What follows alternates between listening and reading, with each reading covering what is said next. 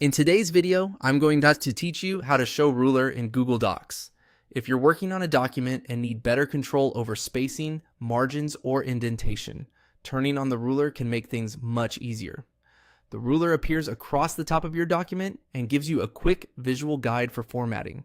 It's especially helpful when you're adjusting paragraph indents or trying to keep content aligned neatly. To begin, look at the top menu in Google Docs and click View.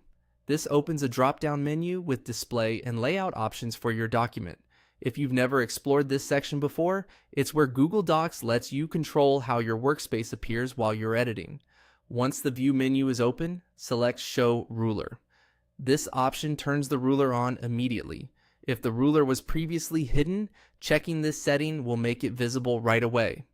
This is a simple toggle, so if you ever want to hide it again later, you can return to the same menu and click the option again.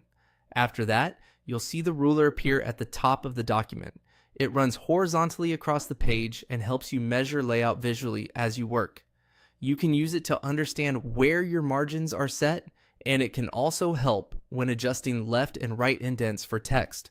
If you're formatting reports, letters, or any structured document, having the ruler visible can save time and make the editing process more precise. If you don't notice it immediately, make sure you're in a standard document editing view and that the page area is fully visible on screen. In most cases though, the ruler should appear as soon as you enable it from the View menu. And that's all there is to it. Showing the ruler in Google Docs only takes a couple of clicks, but it can be a very useful tool when you want more control over your document layout. Once it's visible, you can keep it on while you work and use it whenever you need to fine-tune your formatting. Thanks for watching, and that's it for this tutorial.